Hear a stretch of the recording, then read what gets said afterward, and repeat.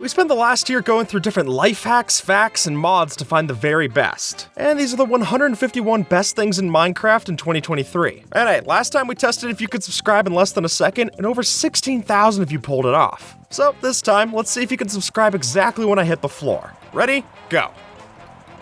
And even if you subscribed after, thank you, it means a ton. For this Minecraft illusion, you don't have to build anything. It's just gonna cost you 30 bucks, since that's the cost of a Minecraft account. Because truly, just having your skin set to one like this, we're able to make it so that when you look around in F5 and follow the camera, it seems as if the eyes are following you. And the reason for that happening is that we have the hat layer set up in such a way where it parallaxes against the background, making it look as if our eyes are following you, even if our head isn't. At first glance, these slimes look normal, until they start jumping, since now you can actually add the jump boost effect to slimes. And yeah, I don't really think they're coming down at this point. Here's how to use a boat to get through walls. Strange as it may seem, if you row your boat into a corner like this, then no matter how solid the wall is, whenever you dismount, you'll actually be ejected to the other side of that corner. So if you're looking for a sneaky way to get into your enemy's base without breaking any blocks, then 5 wooden planks is enough to do the trick. Just make sure when you leave to get rid of the boat, because nothing's gonna look more suspicious than a few pixels worth of planks poking through the wall. It's a dead giveaway for sure. With realistic water, that means that the water source is always constantly updating. And one of the first things you'll notice with that is something called displacement, which is that if you place a block within a water stream, it'll just cause the water to go elsewhere. And important to note is that if the water can't spread outwards, it'll just go up instead, which looks cool, but it can make it a real pain to clean up water spills. So if you don't have a bucket to pick up the water, you're not exactly going to be able to block it up like we used to. So you might want to spend 3 iron so that you can make this a little easier for yourself. Instead of using a painting to hide a door, use it to hide a chest, or rather the pressure plate to hide that chest. See, as this user shows, we can place our painting supported onto a pressure plate, which then can serve as the redstone input to open up this piston to reveal our chest. And sure, paintings do tend to look a little suspicious, but I doubt many people are throwing items through them. So while your friends and enemies might wonder why it's there, they probably can't figure out that this is the reason for it. Camouflage skins are nothing new to Minecraft, but what we're camouflaging might be a new touch, since the particular choice here to use a deep slate camouflage skin can work really well with how dark it gets in the lower levels. And then from there, hitting the sneak key will make you even more invisible. And now the big problem you're gonna have to worry about is making yourself look too invisible that your friends think it's safe enough to use a tunnel bore. In that case, you might be better off safe rather than hidden. The actual fastest pickaxe in the game happens to be gold, though that comes with a couple caveats. For one, the difference can be situational, so some blocks will behave the same, while others the gold will mine faster. But more importantly is that this difference changes when the pickaxes are enchanted. Since while it's true that an unenchanted gold pickaxe is better than an unenchanted netherite, when you enchant both of them with efficiency 5, then the netherite pickaxe actually shines. Oh, and also it has more durability than a toothpick, so maybe that's still worth using. And unless you're a speedrunner trying to clear out netherrack, there's really no point to using this golden pickaxe ever. In 20W22A, there was a glitch where if you logged into your Minecraft world with the clouds turned on, and then turned them back off, and if you do that correctly, the clouds should stop moving on screen. That is, until you move. At which point they'll follow your every movement precisely, which is more than a little creepy. I've heard of the hills having eyes, but I guess the clouds do too. If you go to create a super flat world, and instead choose for every block in the world to be made out of enchanting tables, none of them will generate with books, which by itself is already kind of ruining Minecraft, but we can push it so much further. Since if you then use the fill command or world edit to reset those enchanting tables, then they'll have their books back, and the result will be a lot more headache inducing. Yeah, each of those books wants to take a peek at you, and the result is a lot of lag. Plus it's just creepy too. By throwing down seeds for a villager, regardless of the type, they're gonna walk towards and pick it up. And this blew my mind when I first heard it. I thought it would have only worked with farmer villagers, but sure enough, there is a way to get them to follow the breadcrumb trail. With realistic physics, you can only travel about 10 blocks in a row before the blocks begin to fall, much in the same way that we're used to using scaffolding. And that means that when you try to build a bridge in Minecraft, you're gonna need to actually have those realistic support beams to keep it up. Otherwise, if you do this without, it's not gonna work. Which sure might help to make some of your bridges look better, but if you're someone who likes to speed bridge, especially in something like Bed Wars, I don't think you'll be able to do that anymore. After all, it's not much of a speed bridge if you have to waste time to build supports to do it. So you're probably best to try to use something like an ender pearl to help you clear gaps in the future. Now that everything has gravity, if you try to build a piston door in the usual way, everything's gonna fall apart. And you'll see as much from this basic 2x2 door example. Even if you understand the redstone, it's not gonna make the cut. And you'll find that the only workaround to get this working in your world is that you must have the pistons both open and close simultaneously. Otherwise, you're just left with a bunch of redstone bits falling through the cracks. And that'll be especially true if you try to build a door any larger than this one. If you thought it was hard here, it's close to impossible possible with these other options. With just a lever and some redstone dust, we're able to lag the game so much that we can basically freeze time. Since with the way that Mojang's coded redstone dust, it gets pretty laggy when you connect a bunch of these up to a lever. And then by using something like the fast right-click feature in a mod like Tweakaroo, we can flip that same lever on and off until eventually the redstone's updating so much that we've basically slowed time down to a crawl. And then that's where the fun begins, since one of the easiest tricks to pull off with this is to break bedrock. Or if you wanted to, you could use this to freeze time on a multiplayer server, build an entire structure, and then when time switches back to normal, your friend will have no idea where that came from. But let me warn that in that case, you don't want to span the lever for too long, since doing it for longer than 60 seconds might just trigger Minecraft's watchdog to terminate the server. But as long as you freeze time in smaller increments, they'll be none the wiser. Netherite armor is actually deadly, because with realistic weight, wearing armor now makes you even heavier, meaning that the more armor points that you have, the lower that you'll jump. And while that makes it a lot tougher to do parkour, it's still worth keeping your heavy armor sets. And why is that? Well, now if you were to land on enemies, it's possible to do some damage when you land. And the faster that you're falling, the more damage that will do. So the question is, can you kill another player like this? And as you can see, if we start from 42 blocks up, we can land the fall and kill our friend just like an anvil would. Now, when you watch this glitch happen in first person, it might be hard to understand what's happening. But when we cut to a third person view, it gets a little bit more obvious. What's happening here is that the client and the server are desyncing every time we punch this fish. So while the client thinks that nothing changed and we can keep swimming as normal, according to the server, that punching cancels the sprint and we stand up so that we can breathe above the air. And that little bit of desync will keep our head above water. In the snapshots for 1.20, there existed a glitch where if you had a chiseled bookshelf that was already filled with books and then you clicked it with another book that was in your hand, then you could duplicate that book of your choice as much as you wanted to. Which was great if you didn't have yourself a mending villager, which is probably the most useful bookshelves have ever been in the game. And of course, that's why it got patched out. Now, I'm not someone who likes glazed terracotta.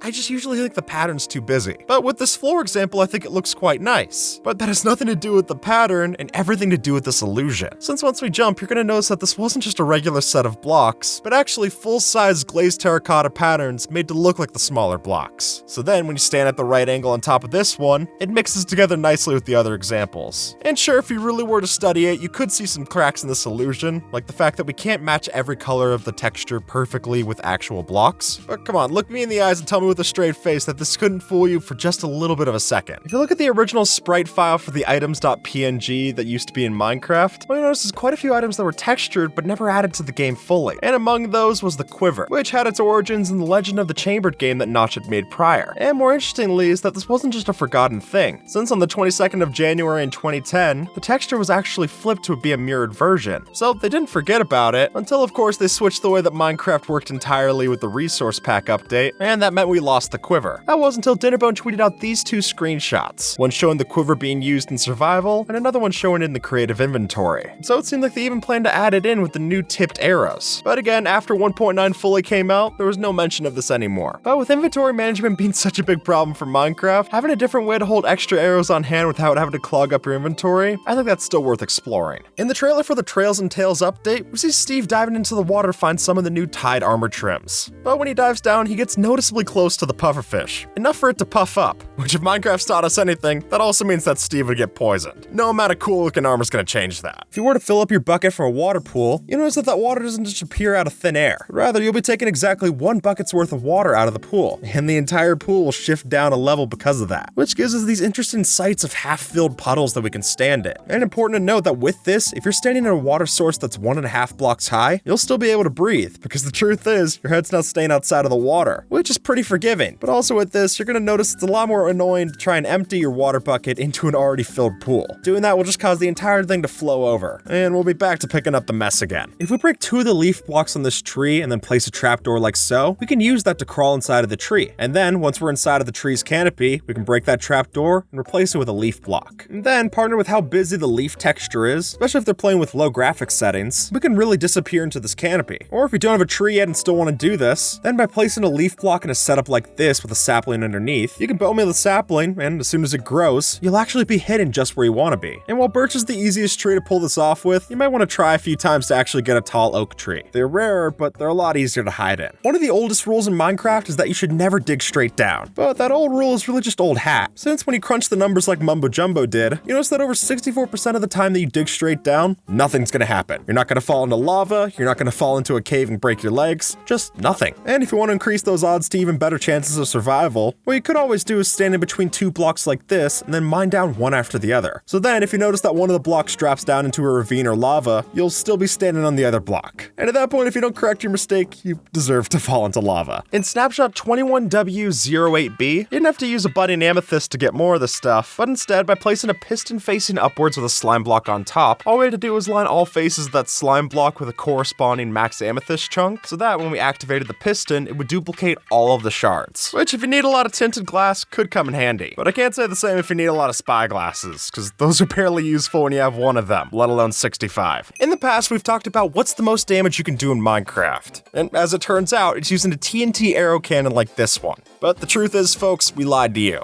That's not the deadliest thing you can do in Minecraft. I know, I was shocked too. But the reality is that if you set up a command block that's always active, running the command, like you'll see on screen in the description below, this means that whenever you shoot an arrow, it'll become the deadliest version an arrow could possibly be. And at that point, forget about critical hits. You're gonna one-shot everything in the game. Just don't one-shot yourself, since if you shoot an arrow up and hit yourself, in certain versions of the game, that can cause it to completely crash. After all, Steve only has 10 hearts, and with how much damage this does, it might as well just delete the word heart from the dictionary entirely. It's that bad. With just one bed and a bell, we can gather all of our villagers like that. And it really is as simple as just placing down the bed in the middle of an area, and then you'll see them all flock towards the bed, giving you all of your villagers wrangled up, which you could then use to either convert them all into witches with a trident, or convert them all into zombies with this method here. Whatever the point is, I'll let you decide. But now at least you'll know how to gather up the rapscallions. And now, anvils aren't the only block to look out for, because with realistic gravity, basically every block can hit like an anvil. And you'll notice that the higher that a block falls from, the more damage that it can deal to us and to mobs. So yes, even if you have yourself a shulker box filled up with 27 stacks of dirt, then that would technically mean that you have 1,728 deadly weapons. Which, when that saves you from having to spend all this iron the other way, it's hard to argue that you're getting quite the bargain. Perhaps surprising no one, fly machines no longer work with realistic gravity. Don't get me wrong, you can build them, but once you attempt to launch it, it's not going to go very far through the air. Which not only means that we can't use these machines for flying anymore, but it'll also break their use case in something like a bamboo farm. And much like our piston doors, this also breaks plenty of different entrances and elevators that we would have built otherwise. So for my money, you should save your time and not try to get the slime balls necessary to build one of these. It's not going to do you very much good. Alright, pop quiz. What do you do after accidentally hitting a zombie piglin? Well, the solution's simpler than you might think, since all we gotta do is take after this user on Reddit and dig out 2 blocks into the ground and then build 2 blocks up so that we're standing safe. And from there, if we hold crouch and move back over the hole, then at that point, all the zombie piglins are just gonna run into that confined space. And once we got them crammed in there like sardines, all we have to do is drop 2 pieces of gravel on top of them, and they'll all suffocate down there in the pit, making this the simplest way to get off their bad side. Though keep in mind that if you do this, you might run the risk of them spawning zombies as reinforcements. But as long as you're stayed up on their tower, you'll be able to easily dispatch them too, proving that this mistake was as easy to solve as it was to make. You need to shoot yourself in Minecraft with a bow, don't get ahead of yourself.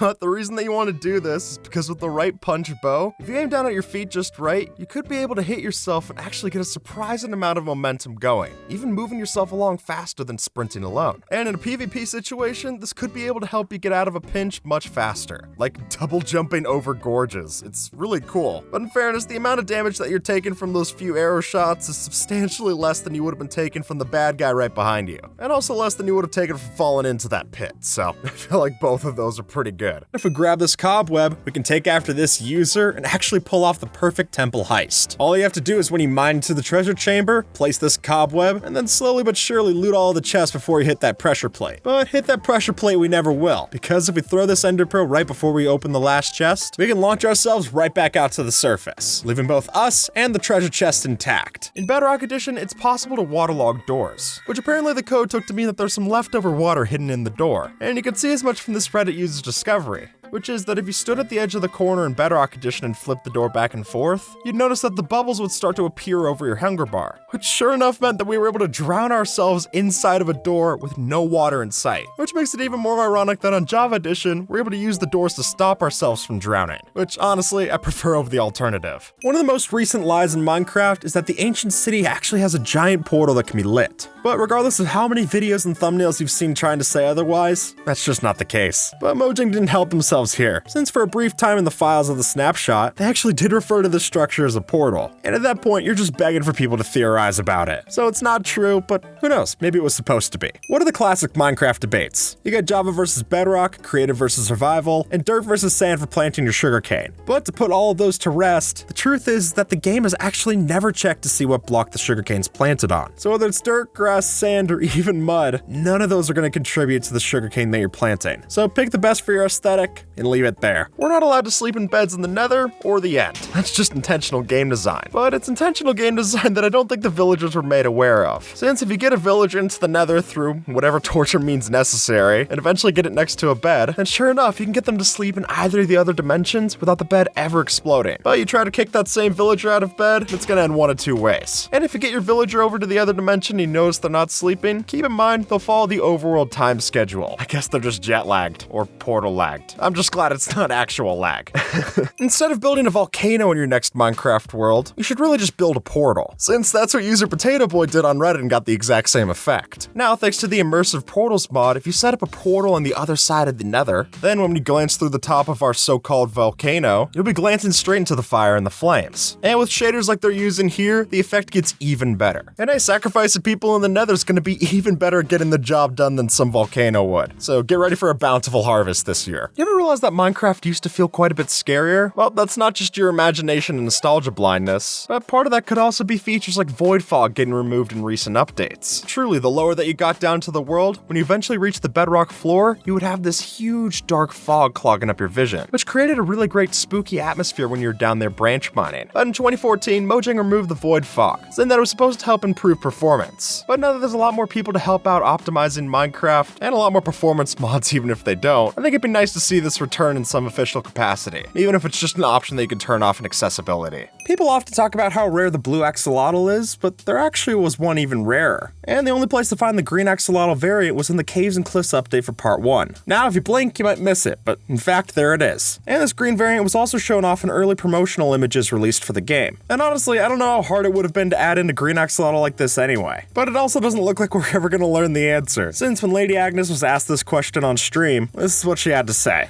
I'm not sure I can answer that right now, I'm sorry. But hey, I guess a non-answer is better than no answer at all. At least I acknowledged it. Despite all the changes to water's physics, we're still able to use a water bucket for a clutch. And now if you just place down the bucket to break your fall, the water isn't gonna spread everywhere like it usually would. Which overall is less destructive, and it still looks pretty cool. So I'd still recommend carrying one of these in your hotbar for safekeeping. Powdered snow isn't exactly a comfortable hiding spot. Well, the only thing that's keeping you from jumping face first into a pile of white powder is the law. No, is 4 leather and a crafting table. Since, strangely enough, all it takes is a pair of leather boots to make yourself completely immune to freezing, even when you're completely submerged in powdered snow. And you'll see as much if we sneak behind this armor stand. And then if you keep holding sneak, no one will be any the wiser that you're down there. Did you know mobs can't kill you if you hide in sugarcane? Well, that's not true, but it used to be. Since apparently back before the 1.9 snapshots, there existed an old bug where if you stood inside of a sugarcane stalk like this, the mobs wouldn't try to hunt you down. But unfortunately for us and our sugarcane, that's been changed. Which makes sense, it's one of the more transparent blocks you can stand inside. If the zombies couldn't track you down through that, I would doubt their eyesight. Did you know Mojang made it so creepers can't explode at all? It's really no joke. We're just gonna have to go up to the build limit to test it out. Since in current versions of the game, if you were to get a creeper or an exploding TNT block up at Y level 320, then at that build height, they're not able to destroy any blocks. And the reason for that is that when the game checks to see if the block has the right resistance, it just returns null. After all, you're not supposed to be able to place blocks up here, so why should it explode? And that means all explosion spread is nullified as well. Now, what you see might look like a lot of beehives, but the truth is that it's actually even more bees. Since through the help of commands, we were able to spawn all of these beehives, each of them with 3 bees inside. And as soon as daytime rolls around, you're gonna see all those bees come out to play.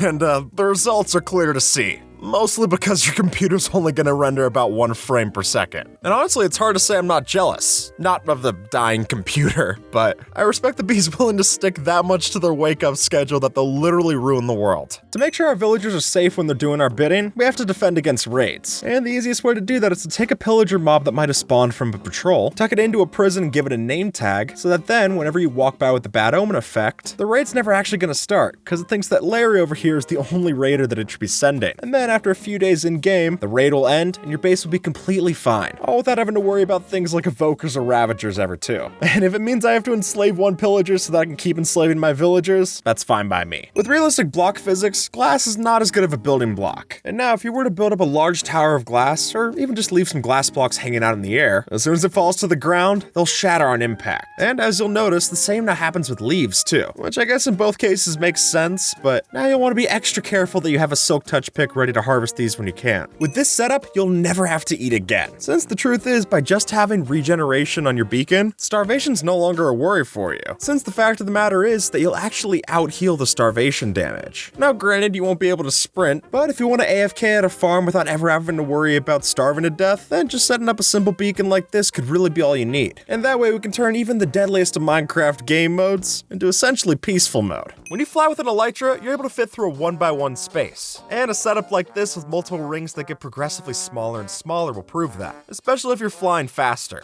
At that point, it's hard to even tell what a ring is, let alone if you're flying through it. And then if you add in having to turn into the rings, that'll also greatly increase the difficulty. But by increasing the difficulty like that, it does make it a more impressive skill to learn. So if you're looking to show off your elytra course to your friends next time you're flying through on the server, this is a good way to do it. By using a fishing rod, we're able to grab a falling dripstone entity and then launch it towards our friends, which I'll mention is easy to do, but it's definitely hard to aim to get the kill. And unlike the anvil, we not only have to worry about where the player's position is going to be, but also the timing of when we reel in the dripstone. And when you're balancing that many things at once, it's pretty tough to pull off. And honestly, our best bet's to do like this user does and try and launch it towards someone who's on a lower pillar. That way they've at least got a stationary position. Is it easy? No, but a little more possible, and that's what I'll take. Did you know you can kill the Ender Dragon with just one end crystal? It's crazy, but follow this out. Since back in 1.17, if you booted up a super flat world, and if you brought an end crystal to the end with you as you went through the portal, and then placed down that same crystal on the obsidian platform that you spawn in, it would just kill the Ender Dragon instantly. Which is weird. I thought those crystals were used for bringing it back to life. But nope, on a super flat world, I guess it just makes it super flatline. In science, perpetual motion machines are just a hypothesis. But in Minecraft, it's as simple as 8 rails placed together like so. Since by building a square of regular rails like this, if you place a minecart on top of the slope, it'll continue to go around and around the loop, never slowing down. And to make things funnier, you put an entity inside, and that just makes the whole thing speed up. Let's take a look at this confusing display. Since from this angle, we just have a dirt block floating in a room, but it gets even weirder when we step to this side. Not only does the wall that should have been here disappear, but now our dirt blocks turn into copper. And then with another rotation, our copper turns into gold, and honestly, I think we have this alchemy thing figured out. Then finally we could walk around to the last remaining wall and see that the gold turned into diamond. And I'll say that if this was a multiple choice test, I think the answer's pretty easy. Or it would have been, but in our case, it ends up being all of the above. Or rather, that you should go above and then go through the roof, since that's where you get the netherite block. Or that sometimes you just need to look at something from a different point of view to end up getting the best return. Did you know that mobs used to be scared of creepers? Sure enough, when there was a creeper that was ready to explode, early versions of the game would see other hostile mobs run away from the creeper, which was a fun little detail. But the way they went about implementing it was a little silly, since the way that it was coded, each mob would be checking for an exploding creeper near them every single tick, which is a lot of updates to send out. And really, I'm surprised there wasn't a simpler way to do that. Just have the creeper, when it's ready to explode, send a tag out to other nearby hostile mobs in a certain radius, and then they can get scared. That way it's reactive instead of proactive. But apparently it was just easier to remove this entirely, though I would still like to see it return, and hopefully better coded. There must have been some disagreement about how drip leaves work between the trailer team and the actual developers. Since when you watch drip leaves in the trailer, Alex is bouncing off of them, using them to spring from one to the other,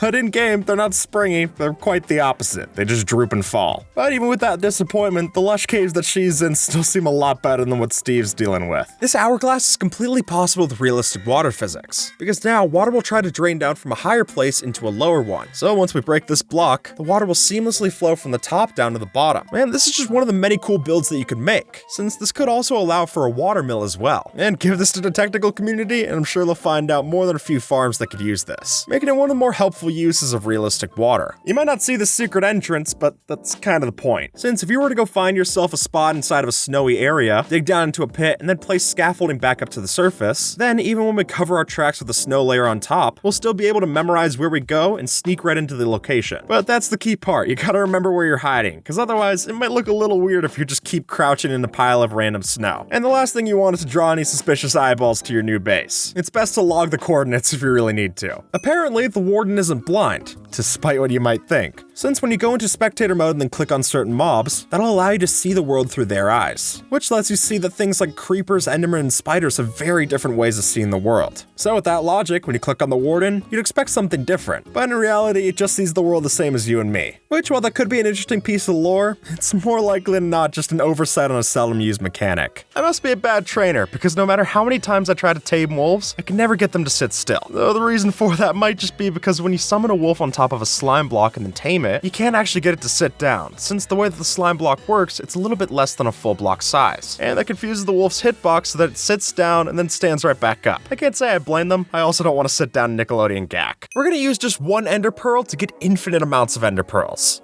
and then 0 amounts of frames. By setting up a repeating command block, we can type in this execute command so that every ender pearl entity that enters the world is therefore summoning other ender pearl entities. Which right now doesn't seem that bad, but as soon as you make the decision, or the mistake I should say, to throw out an ender pearl, we'll quickly have more than 16 of the things. Then after saying this, maybe it's for the best that endermen don't always drop ender pearls. Clearly they're a lot more powerful than we ever thought. Here's how to use one villager to get ourselves infinite emeralds. Since as Ray's work shows off in this video, if we get ourselves a librarian villager and then train it up to be an apprentice, then after a few mishaps with a zombie, we're able to drive its prices so low so that we're able to buy a bookshelf for 1 emerald, and then, here's the key, we can sell a book back for it for an emerald. And obviously, every time that you buy a bookshelf, you break it to get 3 books, and then sell it back for 3 emeralds, meaning 3 more bookshelves, and the cycle repeats. Which is obviously very lucrative, but keep in mind, I'd only suggest doing this on hard mode, since in the other difficulties, it's not a guarantee that you can zombify the villager. And nothing's gonna be worse than putting in all this work just to have your villager die on the spot. Workplace hazard, I guess. And you won't just be needing Soak Touch for your glass blocks, because now if you let any block that needs Soak Touch to mine fall to the ground, it'll either break into its regular non-Soak Touch variant, or just break entirely. And that also means you have to be very particular in how you place your bees' nests, since without the proper support, they could just fall to the ground and break entirely, giving both us and the bees quite the issue. If you're planning to build with copper, you need to have this farm. Since with this design by ENXO4, we're able to make an extremely simple footprint for what's going to be a very profitable farm. And the whole way that this works hinges around these zombie reinforcements. Since under certain conditions, zombies are able to spawn other zombies to help them out in a fight. And what's better yet, these zombie reinforcements ignore the mob cap. Meaning just like that, we're able to pile hundreds and hundreds of zombies into our farm. And at that point, as long as you have a looting 3 and mending sword, we can use an auto clicker to stay at this farm for hours. And at that point, the only question is going to be, how do you store all that copper? Normally we use an MLG water bucket to save ourselves from a high fall, but what about a low fall? Or rather to say, the lowest possible distance that you can fall underneath the world. Since if you were to set up shulkers and boats in the void, we can't actually make a platform that's 67 blocks underneath the world's surface. And then if we were to fall from world height, that would be a 447 block drop, which is going to take a while to fall. So remember that once you get close to the bottom, you are supposed to press right click to get yourself into one of those boats. After all, it'll be pretty embarrassing to set all this up and then die in a place where it's almost impossible to get your stuff back. Maybe do a little bit of practice before you try this one. To pull off the impossible feat of speed bridging with gravity blocks, we're gonna need a lot of lag, and probably a macro too. In this example, we're using the carpet mod to simulate lag in the map, and you'll notice that the better that you are at bridging, overall the less lag that you'll need. And really to pull off this trick without using any lag, you would have to move at a speed faster than what's possible in survival mode, which is impressive for sure, but it kinda defeats the point. As user T-Pupper showed off on Reddit, back in the snapshot of 19W42A, there was a glitch where if you planted a tree on a dirt block, and then had another dirt block at any height above that tree sapling, then when you bone mealed the tree, it would grow on the block above instead. And folks, there was no limit to the amount of gap that we could have here, getting some really peculiar sights if you decided to plant your tree on the bottom level of the floor. You'd get that tree, but it would be up in the mountains. Now if only you had some wood to make some ladders to reach the tree, then you'd be solved. At its highest level, Swift Sneak 3 is supposed to help you walk around while sneaking about as fast as you would when you're regularly walking. And on almost every block in the game, that's true, except for slime blocks. Since here, for walking, we might move at a pace at about 1.3 blocks per second. But when we then hold down the sneak key, we're moving at 2.2 blocks per second. Now, don't get me wrong, that's still not fast, but it seems odd to speed up the further you're sinking down into the sticky stuff. But as this user on Reddit says, there's really no reason to delete it. And even though I don't get it, I'm inclined to agree. As I've shown off already, the Immersive Portals mod offers the ability to change large scenes into 1x1 frames, which means they can essentially take a large landscape and have it appear as a small diorama, which which is how we're able to get this whole mess. Where you can see this village house placed on the trapdoor like so, but then when we flip open this trapdoor, we can climb into that very same house, even appearing as if we're rendering sideways on that diorama when we placed it. And after looking at this, I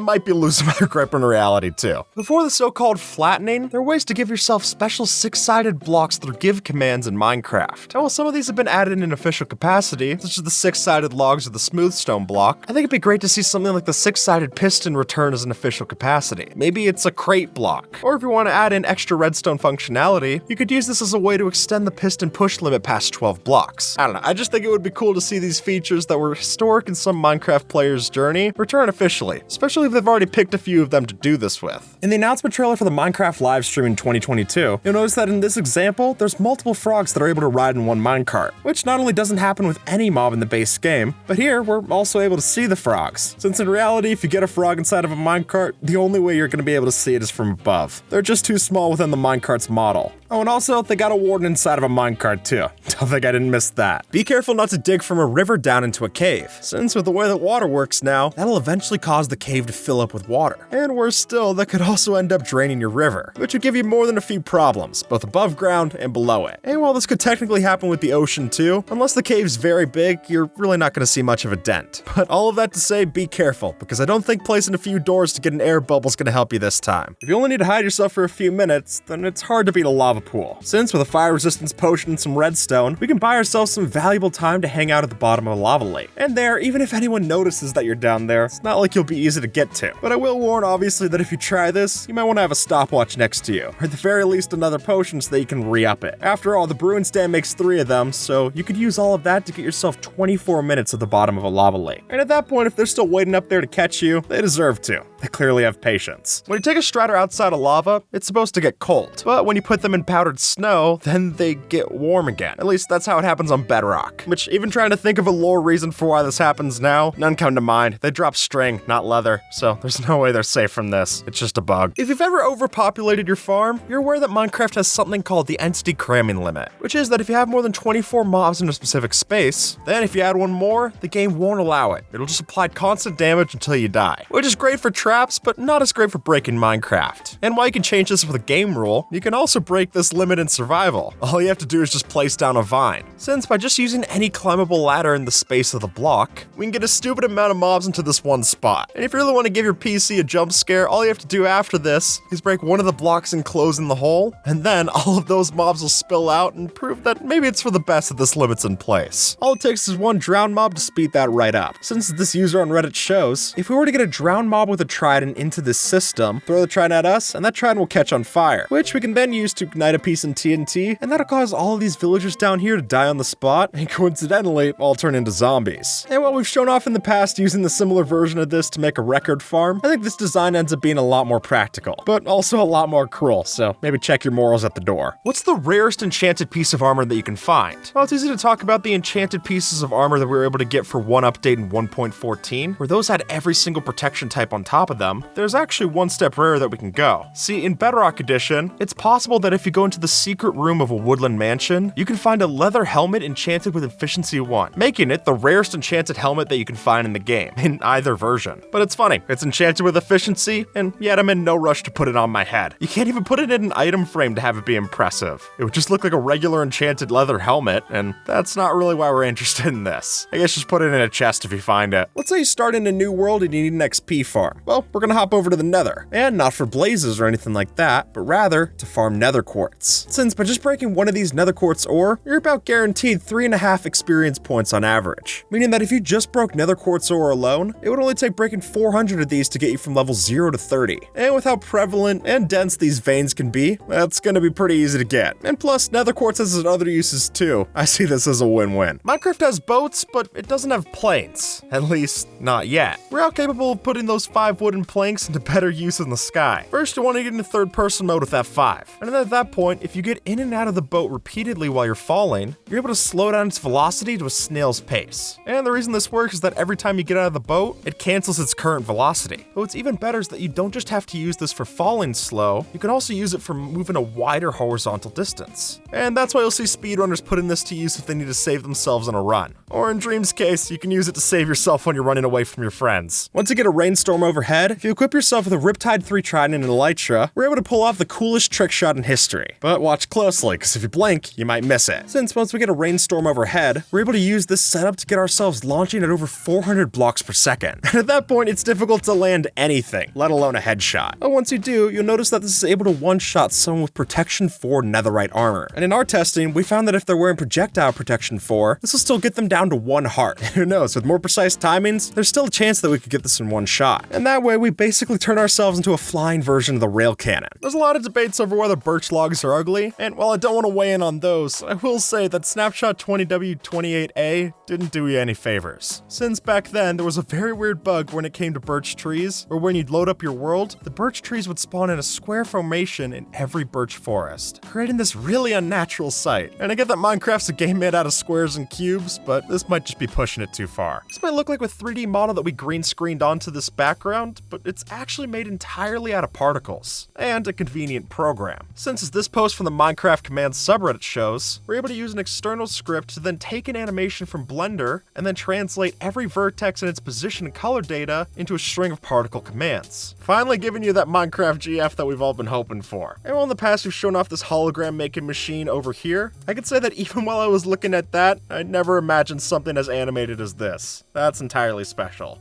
By looking into this hole, we've got ourselves a perfect cow spine machine. And best yet, the cow's none the wiser. And the way that we make this happen is having an immersive portal tied up together with a repeating command block so that it's constantly teleporting our portal directly over an entity that we want to watch. And the original poster on Reddit has an even more helpful set of rules that you can see here on screen. Make the portal, name it with the command, and then with a repeating always active command block, you have it constantly teleport the portal entity above whatever entity that you want it to follow, giving us the perfect crystal ball to spy on your friends or your enemies. I won't judge. Creative mode's supposed to let you do anything in Minecraft, but even then, there's still been some features that we've lost along the years. One of which was the ability to have nether and end portal blocks inside of your inventory in creative mode. I mean, you're able to do a set block command and summon in another portal like this without the actual portal frame, so why are we not then allowed to place down that same block if we had it in our inventory? And to make matters even funnier, through the use of a glitch like this that we've shown off in the past, in Bedrock Edition, you're actually able to get a portal block as an item in survival. And that seems a lot more broken than this fix that they added then. So I think at least seeing it come back to creative would be a nice middle ground. This brief moment in a Minecraft trailer is still burned into some players' memory. And the reason for that is this bit of blue dust in the background. And with just those few frames, players went wild with theorizing. Maybe it was some blue alternative to redstone, or a new thing like cobalt. But more likely is that it could have been some unused form of the blue dye, since in this update there was a lot of changes made to the dyes that we had. And key among those is making lapis lazuli no longer used for blue dye, but rather you have to craft it into a separate item. And given the fact that it's the cleric throwing it out and they're used to using lapis, that seems more likely in my head.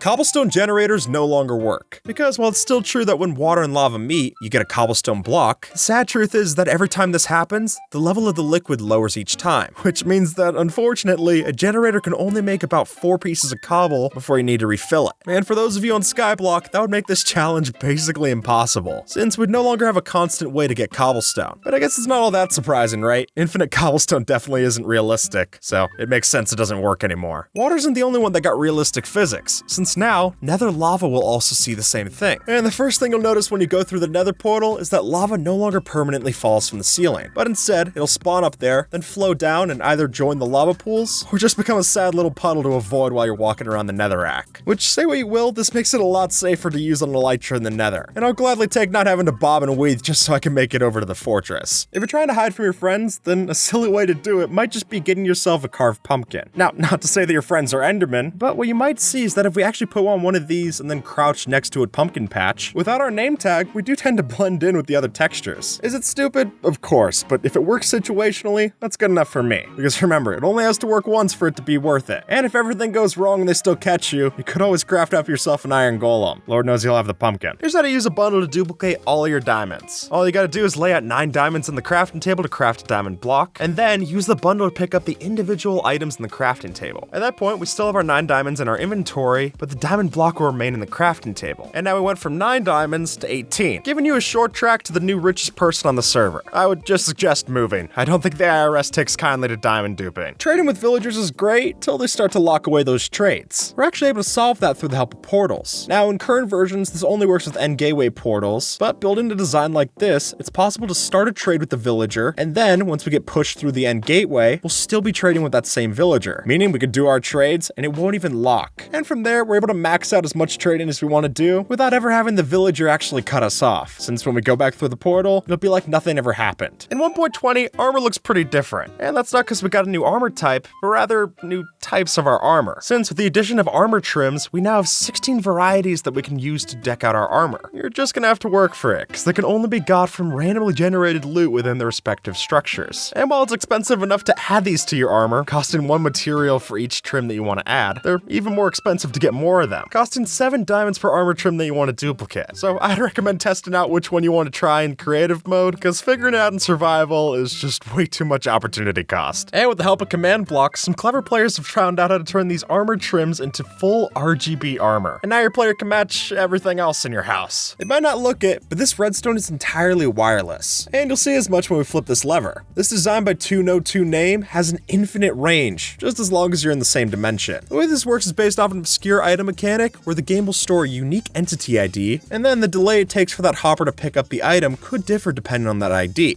And so when our receiver checks for that specifically timed entity creation, that'll sync up with our transmitter and allow us to have virtually infinite range on our redstone. But keep in mind, this isn't super reliable in single player. It's mostly intended for server use. But when you got it there, it essentially gives us 5G to use in our world. And that just blows my mind. In Bedrock Edition, there's a technique called downfalling. The idea specifically here is that you're going to throw an ender pearl and then attempt to pillar downwards to save yourself. So you would start on a platform, jump off, and then throw an ender pearl at the underside of the platform. At that point, you quickly swap over to blocks, and then try to spam down as many of them as you can to make the pillar. Once you do that, you can ender pearl glitch into the pillar, or place a block off to the side of the pillar to land on it. And while the steps to do it sound like a lot when you sound them all out, when you watch this happen in real time, it actually goes pretty fast. So if you plan on learning it, maybe break it down a little bit before you do. If you turn exactly 45 degrees midair, that'll allow you to move around 2% faster. Sounds small, right? But in examples like this, that could be all you need to make the jump. Since while a normal walking speed would be 4.317 blocks per second, when you're strafe walking, that goes up to 4.405 blocks per second. And just by that small margin, we're able to make this jump that we couldn't otherwise. And to even try this, first you're gonna need to jump, sprint, and hold forward at the exact same time. And then you'll hold that right up until the last jump, where you then only have a short amount of time to start strafing back and forth. But that alone isn't enough. Since to really pull this off, you have to look as close to 45 degrees to the side as possible. And when you put all that together, you get the hardest jump that we've been able to do in this video. Sometimes the past is very different from how you remember it, but even factoring the Mandela effect, I swear that Minecraft 1.9 never looked like this when I played it.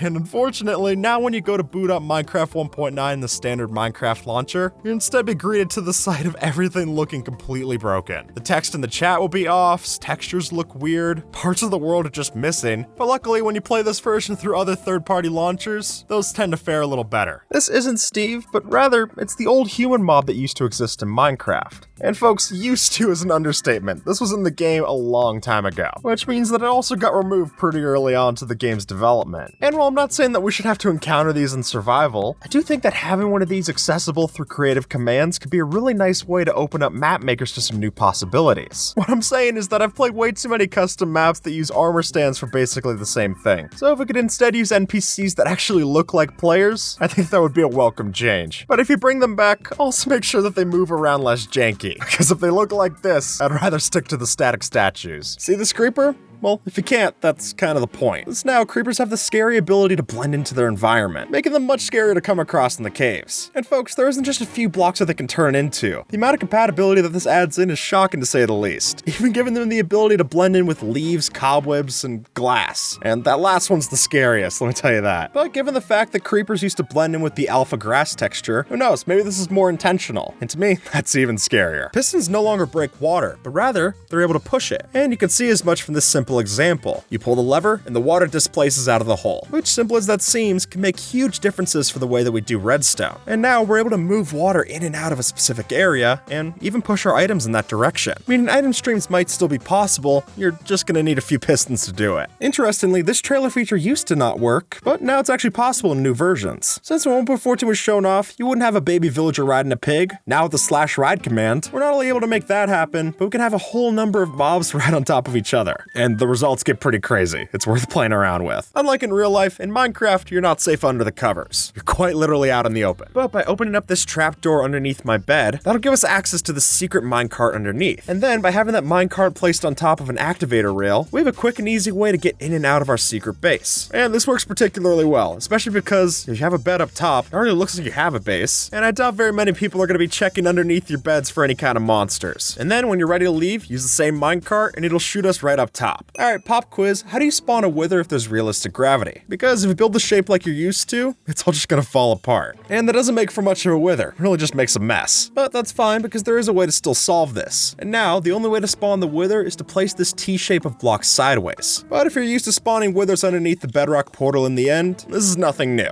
And honestly, as long as we can still use this easy strategy, that's no skin off my back. I much prefer this anyway. You might be wondering how you even explore ancient cities without having to worry about you-know-who. Well, Ilamango's got you covered. Since with this machine, if we just shoot 6 arrows onto the wool block at the bottom of the arrow chamber, then we can close it back up and flip this on and off switch on the hopper clock, which all comes together to mean that we're completely disabling warden spawning. So even though you might hear warden sounds coming from this machine, the actual truth is those are the sounds of failed warden spawn attempts, since when you look around, you're not going to see any. And not only will this work in the ancient city that you built it within, but because of the built-in chunk loading, we guarantee that this works in any ancient city that you step into in the world, just as long as you're the player that shot the arrows into the machine. And at that point, we can use our hoe to get rid of all the skulk shriekers, so that even when this machine isn't working, we're still not gonna have to worry about the warden. What doesn't make sense is that when you sneak down on the magma blocks, then you don't take any damage. And I've heard a reasoning that when you're holding sneak, you're supposed to be walking more carefully on the stones of the magma. That's all well and good, but what's even more confusing is that when you go underneath a slab like this, visually, it still looks like you're crouching down, but if you're not holding that sneak key, the game thinks you're not, and it'll just apply damage the same. Now, the whole point of the Village and Pillage trailer is that the villagers are dancing when they're getting raided, which obviously doesn't happen in the game, at least not with the villagers. Because more peculiar is that the pillagers are actually the one dancing when they finish a raid. Then the piglins also have a chance of dancing when they finish a hoglin hunt, which begs the question, why were those added in, but when the villagers celebrate you as the hero of the village, the most they do is throw off a couple of fireworks. Seems like a missed opportunity to me. If you've ever watched a speedrun and you see the speedrunner change their FOV like this, it's actually for good reason. Since when you look at the F3 debug screen, you can actually see spikes and entities depending on what your field of view is. So by narrowing your vision down to a low FOV, we can pinpoint where there might be large spikes of entities. And when you're in the nether, this could be a good indication of a bastion remnant being in that direction, since usually piglins, piglin brutes, and hoglins will all spawn upon generation in bastion remnants. And they won't despawn naturally, meaning that when you look in the direction of one, you're going to see more mobs spiking up in your F3 debug than in the surrounding areas. And it's not just good for finding things in the nether, since if you get really specific with the pie chart that you're looking at, you could actually use this to find specific rooms within the stronghold. And honestly, I think it's a skill at all to be able to play the game for a second at low FOV. It just looks hideous. But to then be able to use it to basically look through walls and find things, that's pretty cool. And it could help you out as soon as you learn it. Are you familiar with the law of the conservation of matter? I think I am. I dropped out of high school. But to my understanding, you can't create matter where there wasn't already matter already. So in that case, it scarcely makes sense that when you kill a snowman, which would take 2 snow blocks to make, costing 8 snowballs, they can drop up to 15 snowballs on death, giving you 3 snow blocks. It just seems weird, though I guess we are able to constantly mine the snow layers that generated their feet for snowballs anyway, so it's logic that might be consistent to the snow golems, but not to regular logic of science. Minecraft's textures have changed a lot over the years, but one of the most notable is when you look at the old wool colors. Now, while the dyes that we use on these pieces of wool haven't changed as much, we have had 3 different variations to how our wool blocks look. They looked like this before 1.4.2, this before 1.12, and how they look today. And while I get making the change to the other textures, I do think that some of these colors should still have their chance to shine. And who knows, maybe if we had a feature much like how we dye our leather armor, that would be a good middle ground to add these back in. That way, we still keep the colors that we're used to, and we gain the colors that only some of us are used to. 1.19 added in waterlogged leaves, and thanks to realistic water, they're basically removed. Since now if you were to pour water next to your leaves, it'll just flow through the cracks until it reaches the bottom of the tree. And while it is satisfying to watch it all flow through, it means that you can no longer use waterlogged leaves as an exchange for obsidian in your blast chamber.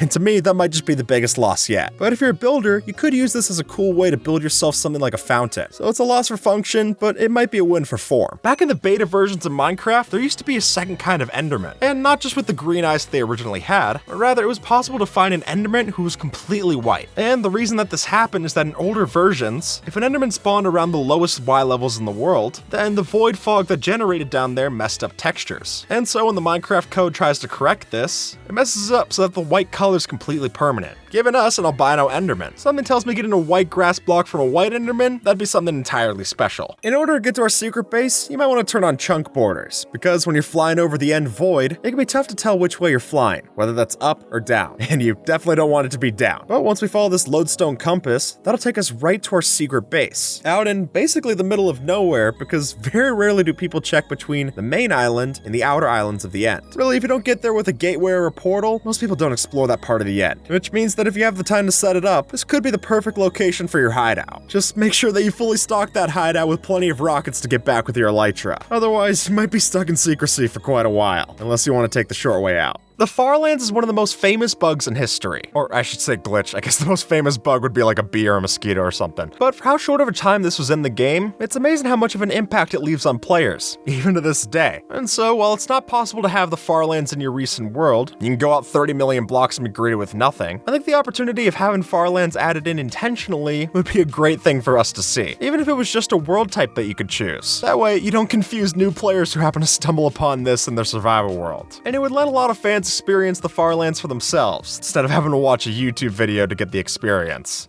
As you can see, when a ghast shoots a fireball at Steve and Alex while they're in the nether, it doesn't just shoot the fireball, but it also recoils back from the action of shooting it, which in the actual game has never happened. And that just goes to show you Minecraft's lackluster representation of physics, since by having no recoil, this disobeys Newton's third law of motion. For every action, there should be an equal and opposite reaction. But obviously, ghasts have never been in the real world either. Maybe this is just how they work. Here's how to survive the void in survival mode. Since unlike in Java, if you play in Bedrock Edition, there's actually an invisible floor that exists right on top of the void. So if you were to give yourself plenty of enchanted golden apples and ways to stay alive, then when you drop down onto the void, you can actually still walk along the floor. Not that it's an enjoyable stroll, but it's better than dying outright. Boats and lava don't mix. So why does this one not burn? Well, since boats are entities, we can summon them in with a command like this. And then by putting in vulnerable in the tags here for the NBT data, that boat just isn't gonna die. And you'll see as much when we get out into the lava. It doesn't even sink down into the fluid. We're able to just skate across, no worries. Which might be even cooler than using boats to jump across the lava like this. Though if you want to switch to survival and try this out, I will mention that you need fire resistance. The way that your hitbox is, you dip a little bit too low into the lava, and unfortunately, even though the boat's invulnerable, it doesn't mean that you are. So apply some magma cream before you try this. Here's how to turn your Strider into a ride or die. Since back in Snapshot 20W13A, there was a glitch that was added in where if you jumped on a Strider and then had a fungus on a stick to guide yourself, then once you angled yourself against these blocks, that would actually allow you to travel 10 times faster than you normally would. Even the Strider looks confused, and I can't say I blame it. Luckily, the Nether doesn't have any speed limits that I know of, but even if it did, you'd be moving so fast, you'd be able to avoid those laws anyway. This might look like a fall to certain death, and really, it will be, unless you're able to land in the 1 pixel worth of water coming from this waterlogged chest. And the reason it's exactly 1 pixel is that chests are exactly 1 pixel smaller than a block on all sides. And if you really want to make this trick seem even more impressive visually, then you can let the water flow as far as possible into the chest corner so that it's also as thin as it possibly could be. At this point, I just think it's funny that this near microscopic amount of water is able to break our fall, well, something like a cauldron's never been able to. And honestly, if it gives me another opportunity to call out the cauldron for being a bad block, that's a worthwhile skill in its own right. Now when you go to the nether, you'll notice that things start to fall apart fast. Quite literally. Since even though the netherrack won't fall on us by default, the same can't be said for the blocks that you find in different biomes. And all of a sudden, that makes things like the soul sand valleys, the warped forests, and even the basalt deltas into real treacherous places to explore. And believe me, if the risk of being squashed by a falling block wasn't enough, the amount of lag that this causes could allow you to make other mistakes as well. And really, you're just switching out one pain point for another. I'd say just get your blaze rods and never come back. And while a world made out of enchanted tables is bad enough, one made out of drip leaves gets even crazier. Now, while we could make this only 1 block thick, the better results that you'll see here are made from thicker and thicker layers of drip leaf. Since as soon as we spawn in and step on our first victim, that block update will cause the drip leaf underneath us to realize that it's not staying on a supporting block. And so it pops off as an item. And then this happens again to the next drip leaf, and then again to a few more drip leaf, until eventually we create a ripple of destruction throughout our world. It's like the opposite of watching grass grow on a field of dirt blocks. Instead, you're watching a bunch of drip leaves learn their dirty secret. None of this is real. We live in a simulation. Wake up. Wake up. Wake up. For a brief time in Minecraft, the deadliest mob in the game happened to be a falling block. Yeah, doesn't look too intimidating here, but back in Snapshot 18W31A, there was a peculiar bug where if you dropped a falling block on top of a mob, for some reason that would cause the mob to sink into the ground. And unfortunately, we weren't any safer, since if a player was squashed by a falling block, you would just fall through every other block in the world, including bedrock, and then die in the void. The only ones who were safe are shulkers, and maybe that means their shells are better for armor than we thought. If you get in a boat and ride it off a cliff, you won't take any fall damage. That's not the weird part. The weird part is that if you take a boat and ride it off of specifically a 49 block tall fall, then you'll die of fall damage, and the boat breaks too. Now, that'd be okay if 49 blocks is the limit, but the fact that you're able to fall from over 50 blocks tall and still survive, then I don't get what's so special about block number 49. Or when you fall from a 114 block fall, then both you and the boat survive, but then when you get out, the boat will still break. And again, that's only block 114. Nah, who knows? Minecraft villages today look very different from how they have in the past. And while a lot of those changes have been pretty good improvements, I do think it's weird that gravel roads were taken out entirely from villages. Now, don't get me wrong, in some cases, the path block can fit just fine, but in a desert or a snowy biome, not as much. And really, I think bringing back the gravel roads for cases like this would just make more sense. And it would help to give a little bit more variety to how these generate. Which, with how much more often villages generate since 1.14, it'd be nice to have a little variation so they don't get old as fast. Here's why the hanging sign might be one of the deadliest blocks added in Minecraft. No, I'm being serious. If you boot up Bedrock Edition and place a hanging sign like this, then by throwing a channeling enchanted trident into it in the right angle, you'll see that the trident gets stuck, but it's not deadly. At least, you think it isn't. That is until you have an entity actually walk underneath it. At that point, the trident thinks it's supposed to spawn some lightning, and any mob that comes close enough to it will be struck by lightning many times a second. And then what your friend thought was just a simple store selling tridents quickly turns into a funeral home. Their funeral home. In the trailer for 1.15, you can see an iron golem holding out a poppy to a villager, which will still happen, but the only thing is that the villagers never seem to care about it anymore. Because with all the buggy changes they're added in 1.14, one of those is that the villagers will never take the poppy when it's given to them. And apparently Mojang didn't get the memo that they broke this in the last update, since even after it stopped working in 1.14, it made it into this trailer for 1.15. TNT duplication machines are great, but getting slime blocks and coral early on is a real tough business. So instead, we can take after this user's design and make an easy early game cobble farm. Since by supplementing our build with a lot more observers, we're able to glitch out the TNT just the same and essentially duplicate it for all our uses. And then with enough cobblestone generators packed into the inside of the blast chamber, this is a fully automatic way to get loads of cobblestone, which will be handy because as soon as you do get a silk touch pick, you're really not going to get a lot more cobblestone from that point. So better to stock up while you can. The Morph mod is one of the most popular Minecraft mods in history, and for good reason. Shapeshifting's fun, and Mojang must have known that, since they added in the potion of the entity in Snapshot 23W13A or B. Yeah, that's literally the name of it. It's an April Fool's joke, just stick with me.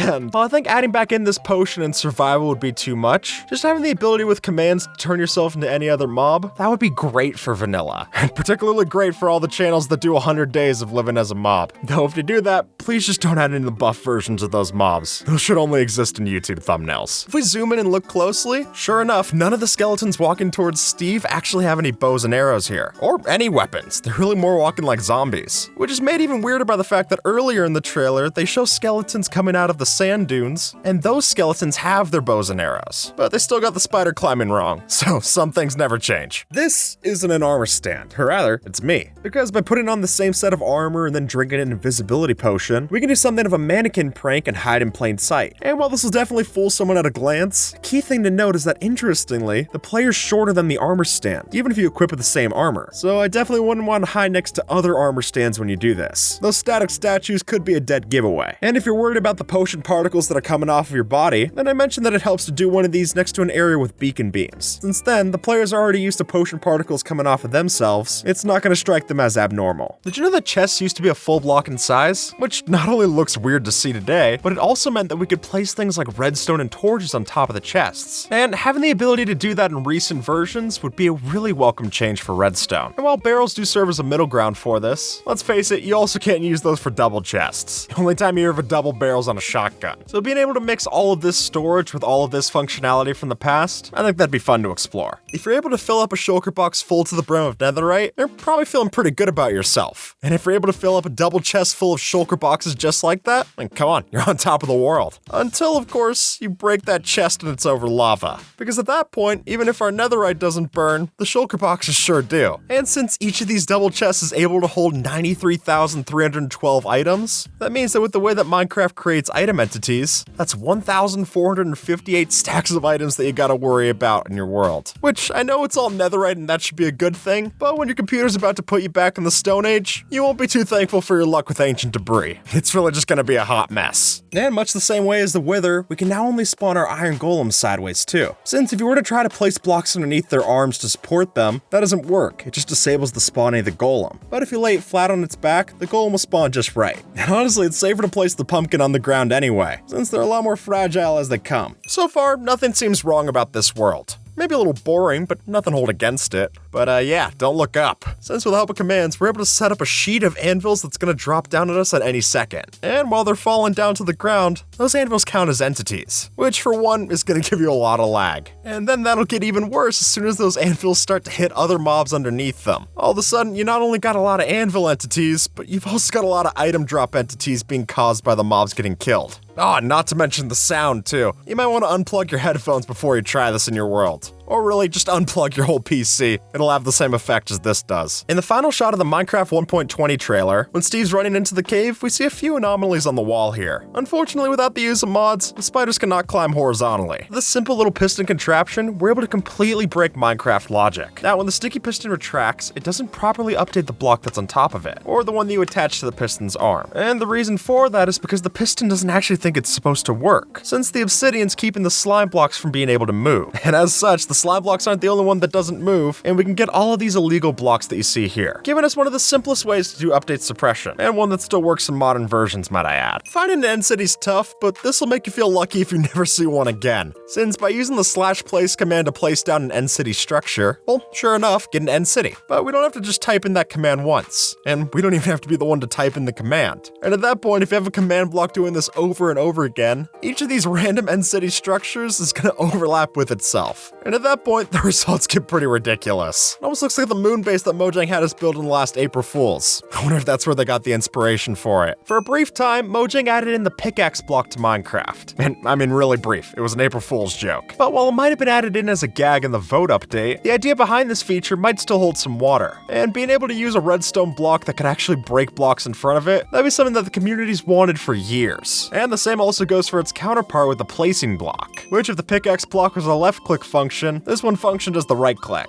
And while they probably need to be rebalanced so that they weren't so crazy, I think that if Mojang ever decides to get rid of TNT duplication, throwing both of these in could be a way to ease the blow. Minecraft jukeboxes have always been a redstone item, but they've never always played well with redstone. And up until recently, it was completely impossible to use things like dispensers to put music discs in, and hoppers to take music disc out. But as of 1.19.4, finally this implementation's added to our jukeboxes, letting us loop the music over and over again, or until you get copyright striked. Yeah, sorry about that one. Although elytras are great for transportation, they're obviously not much when it comes to protection. But ever since 1.19.4, that's been a little bit more easy to bear with, since now you can swap the equipped gear that you have in your hotbar just by right-clicking them with your hand. So in an instant, you could switch from your traveling elytra into your battle chestplate and be a lot better equipped for any bad guys that come your way. And then, if you're not ready for the fight, switch right back to the elytra, go for your rockets, and get out of there. You definitely got a lot of options on how you can tackle this. Minecraft Vexes are annoying, but now they're a little less annoying, at least on the eyes. And that's because in 1.19.3, the Vexes had their models changed to look more like allays, which not only means that we don't have to look at this eyesore anymore, but it also makes more logical sense. And now it seems like the pillagers are trapping these allays so that the evokers can turn them into deadly Vexes, which is a lot more impressive of a spell than just turning a blue sheep red. I guess they gotta work from their magic somewhere. Finally, we've got a feature from Bedrock placed into Java, which is that now if you were to go dye items that have already been dyed into a different color, we can actually change their color back. back, which means you don't just need white wool to make yourself blue wool. But if your wool was already dyed red, then you can actually change the color like so, which gives you a lot more freedom for how you craft these things. And I love this feature enough when it was put in vanilla tweaks, I like it a lot better in game. Hey, even if it doesn't make logical sense, I'll overlook it this time. It could just be our little secret. And sheep's wool is the only color that's changing, since now potion colors have changed to be a lot more distinct since 1.19.4. And now you'll see that these match up better to the particle effects that you get when you drink them, which can be a big help for once you recognize which one of these is which, but it's also hard to call this any kind of colorblind support. And so while this change is great, if we were to get something more akin to this kind of texture resource pack that we've shown off in the past, I think that'd be an even better step going forward. Iron golems no longer spawn in villages, but instead you'll find this big guy called the Villager Brute, which is a new mob that'll help defend your villagers, but with a few key differences. Because while the Villager Brute can kill every mob the Iron Golem will, this mob will also kill creepers too. And to help keep the village even safer, these brutes can also heal any nearby villagers, which means a ton when you're getting raided. Campfires can already be used to replace furnaces, and now they can replace your rockets. Since with this change, we actually used the smokestack from a campfire to boost our elytra in the air. And personally, I think this would be fun to add in just for all the different possibilities for elytra courses. And it only takes one look at something like the new Spider-Man game or Tears of the Kingdom to see just how fun it is when you can light a fire and then ride the current up in the air into the sky. And it would make a lot more sense than using a whole bunch of cows and entity cramming to do it. And since that's already been in the game, I think it's hard to say this is any weirder. Now when you beat the game and the credits start playing, you don't have to worry about missing anything, since not only are we able to speed up the credits scrolling down the screen, but we can also scroll back up to see if you miss anything. Though, speaking as someone who's read the credits before, even if you take the time to read them, they don't help out that much anyway. You're best sticking to the escape key on your keyboard and just skipping these. But if you don't want a horse to travel with, but rather a boat, well, you could always make one